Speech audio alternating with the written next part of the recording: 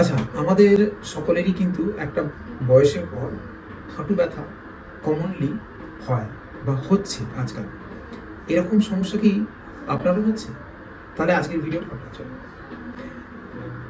হাঁটু ব্যথা প্রধানত একটা বয়সের পর, মোটামুটি ৪০ বা ৫০ বছর বয়সের পর যদি হাঁটু ব্যথা হয়, সেক্ষেত্রে যে ধরনের প্রবলেম থেকে হয় সেটা কিন্তু অস্টিও আর্থারাইটিস।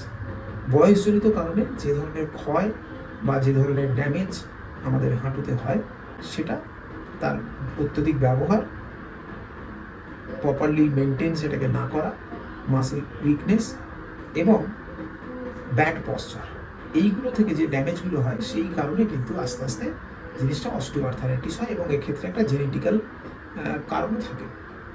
তো এটা হলে আপনারা কি করবেন? প্রথম কি করে বুঝবেন অস্টিওআর্থারাইটিস হচ্ছে? প্রথম কথা হচ্ছে, আপনার হাঁটুতে প্রথমে অল্প অল্প ব্যথা দিয়ে শুরু হবে এবং এই অল্প ব্যথাটা কখন হবে? বিশেষত অনেকক্ষণ রেস্ট করার পর, আপনি রাত্রে শুতে গেছেন, সকালে উঠছেন, একটু মুভমেন্ট করছেন, সেই সময় ব্যথা। বা অনেকক্ষণ বসে আছেন বা পা মুড়ে বসে আছেন, পাটা সোজা করতে গেলেন, একটু ব্যথা। বা আপনি পাটা ঝুলিয়ে বসে আছেন, অনেকক্ষণ বসে আছেন, দাঁড়াতে গেলেন, একটু ব্যথা। এই ব্যথাটা আপনাকে কিন্তু অতটা সমস্যা দিচ্ছে না, তাই আমরা সবাই এড়িয়ে যাই, ইগনোর করি। সমস্যাটা কিন্তু তখনই, কেন এই ইগনোর করি বলেই আমাদের ড্যামেজটা আরও হতে থাকে আর অস্টিওআর্থারাইটিসটা আরও বেশি পরিমাণ হয়। তো যদি আমরা প্রথমেই এটা এই ধরনের সমস্যা, এই ধরনের ব্যথা হলে আমরা চিকিৎসা নিই, তাহলে কিন্তু আমরা এখান থেকে বেরিয়ে আসতে পারি। তো এর ক্ষেত্রে আপনারা বাড়িতে কি করতে পারেন? যখন অল্প অল্প হচ্ছে, যদি ব্যথাটা খুব শার্প হয়, পেইন হয়, জায়গাটা যদি গরম হয়, হাত দিয়ে দেখবেন হাতটা গরম মনে হচ্ছে, তাহলে সেখানে আপনারা আইস দিতে পারেন।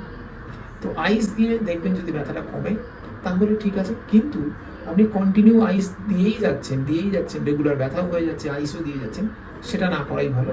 একজন চিকিৎসকের পরামর্শ নিয়ে আপনার বাকি চিকিৎসাটা শুরু করা উচিত।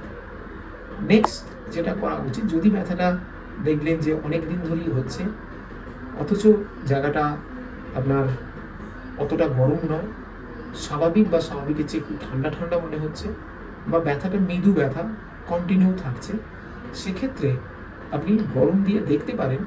যদি গরমটা আপনার কোনো রকম কোনো অসুবিধা হয়, তাহলে বিশেষত নুনের পুঁটুলি করে যদি সেটাকে, নুন একটা কাপড়ের মধ্যে বেঁধে সেটাকে গরম করে যদি দেওয়া যায়, সেটা বেশ উপকার দেয়। সেরকম যদি করে দেখেন আপনার ব্যথাটা কমছে, তাহলে সেটা আপনারা করতে পারেন। যদি কোনো কারণে দেখেন ব্যথা বাড়ছে, তাহলে সেটা আর করবেন না। আচ্ছা, এরপরে আপনারা বাড়িতে কি করতে পারেন? এরপরে বাড়িতে যেটা করতে পারেন সেটা হচ্ছে, বাড়িতে উঁচু টেবিলে বা বেডে বসে পাটাকে দোলানো। পাটাকে যখন দোলাচ্ছেন, এটাকে বলে পেন্ডুলাম মুভমেন্ট। যতটা সম্ভব ফ্রিলি, আস্তে আস্তে, ধীরে ধীরে দোলানো। এবং এই দোলালে যেটা হবে, আপনার ওখানকার মেকানো রিসেপ্টরগুলো অ্যাক্টিভ হবে এবং ওর মধ্যে যে যে জিনিসটা, দুটো হাঁটুর মধ্যে যে মোবিলিটির জন্য যে গ্রিজিং যে ব্যাপারটা আছে, যেটা লুব্রিকেন্ট আছে, সেটা ওখানে প্রপারলি সিক্রেট করবে এবং হাঁটুর মাসেলসগুলো ধীরে ধীরে অ্যাক্টিভ হবে। আর কি করবেন না, হাঁটুর পাটাকে ছড়িয়ে দিয়ে মালাই চাকিটাকে চাপবেন নিচের দিকে, মানে হাঁটুর নিচে একটা তোয়ালেকে রোল করে দেবেন, দিয়ে হাঁটুটাকে বেডের দিকে চাপবেন, নি ক্যাপটাকে টাইট করার চেষ্টা করবেন। ওকে, নেক্সট কি করবেন? শুয়ে পড়ে পাটা ওপর দিকে একটা করে পা তুলে হোল্ড করে রাখবেন, সিঙ্গেল লেগ আপ হোল্ড। এরপরে কি করবেন? জেনারেলি অস্টিওআর্থারাইটিসে যেহেতু হাঁটুর মাঝের দিকটা বা মিডিয়াল সাইডটা ব্যথা বেশি হয়, ক্ষয় বেশি হয়, বা ওখানে ড্যামেজ বেশি হয়, বডি ওয়েট ওখানে গিয়ে বেশি পড়ে, তো ওই জায়গাটাকে আপনাকে প্রোটেকশন দিতে হবে। তার জন্য আপনারা দুটো হাঁটুকে ভাঁজ করে নেবেন, সোজা হয়ে শুয়ে হাঁটু দুটো ভাঁজ অবস্থায় হাঁটুর মাঝখানে একটা বালিশ দেবেন, দুটো হাঁটুর মাঝখানে একটা বালিশ দিয়ে বালিশটাকে চাপ দেবেন, ধরে থাকবেন 10 সেকেন্ড, দেন ছাড়বেন। এইভাবে আপনারা 5 থেকে 10 বার করবেন, সারাদিনে মিনিমাম 3 থেকে 4 বার করবেন। আর যেটা করবেন, কখনো যদি কোনো কারণে বেশি হাঁটতে হয়, বেশি সিঁড়ি ভাঙতে হয়, বা বেশিক্ষণ দাঁড়িয়ে থাকতে হয়, এই ধরনের কোনো কিছু করতে গেলে আপনাকে কিন্তু নিতে একটা নিক্যাপ পরা উচিত। তবে নিক্যাপটা সারাদিন পরে থাকবেন না, সবসময় পরে থাকবেন না।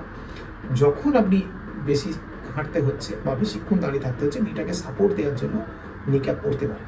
এরপরেও যদি কখনো কোনো সমস্যা থাকে তাহলে অবশ্যই আমাদের সাথে যোগাযোগ করতে পারেন বা কোনো ডাক্তারবাবুর সাথে পরামর্শ করে আপনার হাঁটুর প্রপার চিকিৎসা করাতে পারেন। অসংখ্য ধন্যবাদ, সুস্থ থাকবেন, নমস্কার।